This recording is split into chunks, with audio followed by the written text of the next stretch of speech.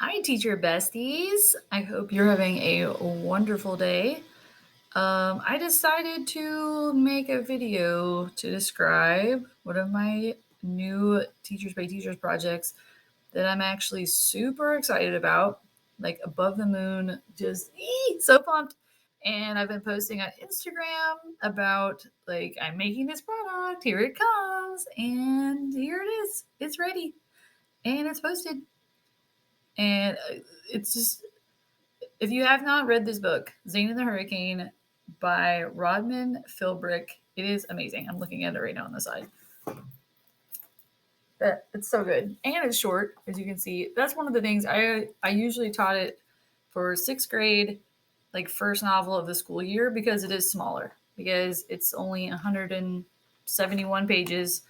And that way it's not too overwhelming, especially when you're just getting to know your kids and you don't necessarily know like who's strong in reading and who's weaker in reading and like those kinds of things. So it's nice to start with like a smaller novel. I like to read the big ones too, so it's it's less intimidating to start with the smaller ones, but the story is so good. It's basically following a boy who's about 12 years old, and he goes to New Orleans to visit his great grandmother that he's never really met before. He goes to stay with her. He takes his dog, but that's it. Like his parents are not there. And it ends up Hurricane Katrina is coming and comes and obliterates New Orleans, which, if you know anything about the history of that, is just heart wrenching. But to have this boy guiding us through the story and all the experiences that came with the hurricane and the aftermath is just so powerful. And the chapters and cliffhangers, the kids get so into it. I love getting into it. It's a very easy book to love, for sure. So if you haven't read this one, check it out, please. I beg you. You won't regret it. I also tied it in very easily with the literature collection I was using at the time, which was HMH Collections. I think HMH into literature also has units that are very like the theming of the units are about fear or courage or overcoming disasters. Dealing with disasters is one of the units I used it with, or facing fear was one of the units. So it's the theming of it is very easy to play into a lot of like typical units, especially for sixth grade literature. So that's what I used it for. And as you can see, it wasn't really in the middle of the novel, but like the back end. So we were still reading it when I assigned this project. And I did that because I wanted there to be something fun like once we're in it. I find that it's very easy to get the kids excited and ready to start reading at the beginning of the novel. You do all this like background research activities, and I do read alouds and like use voices, and we read and we get to the cliffhangers, and it's super exciting. But then, as time goes on and you're assigning them to do independent reading, and like I know I would sometimes be moved on, like teaching some grammar lessons or something, and it kind of like slows in the middle where everybody's kind of losing interest. So I found that as like a common thing anytime I would teach an independent novel study where the kids did have to read some on their own. Like we weren't reading as a class every day. We didn't have time because we weren't in a block. It was like we have to do, XYZ, grammar, spelling, vocab. So it was like homework is reading your book. So I wanted to do something to not only assess, make sure they're, getting all the pieces of the story, but, just to make it alive, make it fun again after you've already passed the initial beginning. So I'm going to kind of walk through this. You can kind of see what the meat of the project looks like. It's a table with two columns that the students get to choose from a certain column. Now I assigned like one column is Mr. True, one of the characters in the book, and the other column is Malvina, another character from the book. So we did like a team Mr. True and a team Malvina. And the way I gave this to the students was I had picked who was in which team. It was half the class was in one and half the class was in the other one. And then they got to choose from that row, or not from that column in the charts. Let me just go to the charts. You can see it. There were four choices for Mr. True, four choices for Malvina. Now, of course, I did not tell the students this, I did not tell the parents this, I did not advertise it to anyone, but as a good teacher does, I differentiated this project. So the Mr. True column is more of the meat and potatoes of comprehension for the book. So the students that I know struggle with reading comprehension, they're in the Mr. True column. And by this point, I did say it was the first novel in the school year usually, but you have enough pre-assessments and you start doing stuff and you can kind of figure it out pretty early on.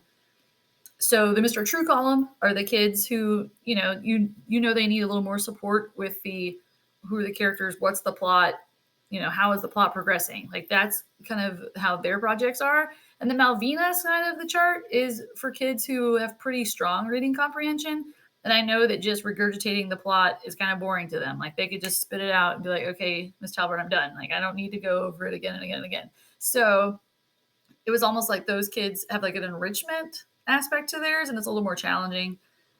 So you can see here, like the Mr. True side, they're writing a poem of the main events of the book, or they're creating a comic strip of the main events of the book. I also have a vocab one in there, and then designing your own picture book. And everyone has to present to the class. So, like, if they write a poem, they're basically getting up and reading their poem.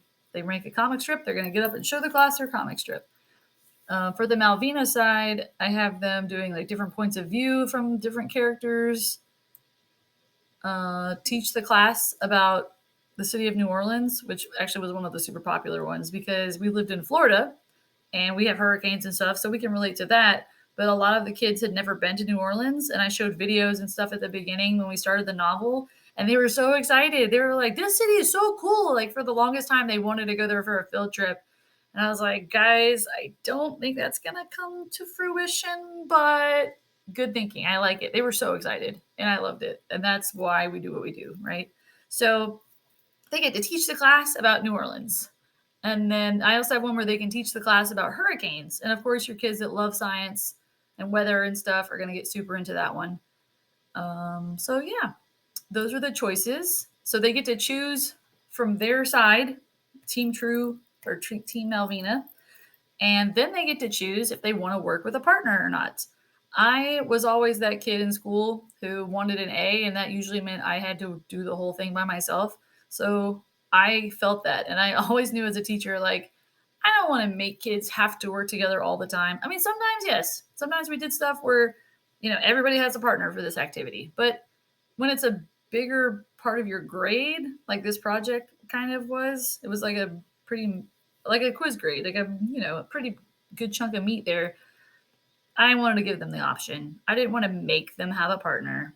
So they got to choose if they wanted to have a partner and if they wanted to work by themselves. If they had a partner, their partner had to be in the same side of the table, obviously, but some of them chose to work together. Most of them actually did choose to work with someone. And, in like a couple of the classes, there were at least one or two kids that wanted to work by themselves. And I was like, you know what? You do you. That's awesome. Like, but that gives them the choices. Like, the more you can give kids choice, then they don't feel like you're just jamming content down their throat. They're like, oh, I actually have a part in my learning. Which brings me to the grading sheet, because what I do with this is the day the project is due, they get a new blank copy because theirs is probably destroyed from them looking at it and working on their project. So fresh new copy from me, and they put their name, their project, and their partner's names if they had any. And then down at the bottom under the points is my favorite thing to do on projects, which is to have them assess themselves. So here you can see it says, I think I deserve a letter grade of blank on my project because, and if they had a partner, they get to explain what their partner did. Sometimes I do be like, what grade would you give your partner? This one I didn't go that far, but I love doing this because they're so honest. And sometimes they're even too hard on themselves, which is, a good thing to see as an adult that interacts with them, to be like, oh, like this kid's definitely like, they beat themselves up. It's so weird. I don't know how many papers like this I got, and they'd be like, I think I deserve a C because, I didn't work hard enough. I didn't try my best. When they turn the project in and you're like, this is a solid B plus or A minus. So it's interesting to see it. I strongly encourage, if you do anything where you can do self-assessment, it's so eye-opening to see what the kids will give themselves, because very rarely is a kid who is legitimately getting a C or a D or worse, they're not going to come on this paper and be like, I think I deserve an A. Like, that never happened in all my years of teaching. I never had that. And because, they will be honest a lot more often than we give them credit for. So that was always something really cool to me, to see what they thought. And then it also just helps, like, you just know the kids better. So, anyways, that's on there. And that's like one of my favorite things to put on a project. If you look at my projects, almost all of them have that self assessment included, because I think it's important. This was like a quiz grade. The way my school worked was, it was on a point scale. So, like, a major test or a major project, like at the end of a unit, would be 100 points. But since this is a project that's a little smaller, that's in the middle of a novel study, it's a 50-point grade, which is still substantial, but it's not like the hugest grade you can get.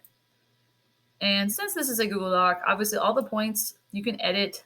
You can, if you want it to be a 100-point project for you, then you can change the point scale. But you have everything already here for you. And you can see that the majority of the points are, did you follow directions for your project? And did you show information that relates to the book? Like, that's the whole point. Are you showing me that you understand what's happening in the story? And even the enrichment stuff, like, when I talk to them while they're doing their project, I'm going to ask them those questions and be like, so how does this relate? Like, you're teaching us about hurricanes. Can you pull this back to the book? Can you relate it to where, like, Zane was at this point, this point, this point, like before, during, after the hurricane? Like, what is the science behind what was happening there? So, like, it all comes back to that. So that's what the majority of their grade should be. You can see I have, like, spelling and grammar is pretty small, neat and creative. While I want them to be neat and creative, it's not the end all be all of their grade. And then also works cited page. And I'm going to talk about that. Let me go back up in my product here. So I've started doing a kind of a how to use this product page in my products that I've been making recently, where I kind of just outline, like, I made it for this, I use it with that, this is how I do it. Because I feel like that'll be helpful. Kind of like doing these videos. Like, I want you to be able to see how you can use these tools to your advantage. How are you going to use them in your classroom? Hopefully you can take some of the suggestions I have and make your life way easier, because that is the goal. I want your life to be easy so that you don't have to be stressing and trying to make all this stuff from scratch. And it's made for you. So I already talked about how it's divided. Don't tell people why it's Mr. True and Malvina, because, like I said, differentiation is important, but you don't advertise it. I feel like I'm probably preaching to the choir, but there it is. The grading checklist, I already talked about that. Oh, why did I make this an in-class project? I made a big deal about that in the title of this product, that it is an in-class project. And that's literally because in my experiences in the classroom, it got harder and harder to collect grades on anything that is sent home to be completed.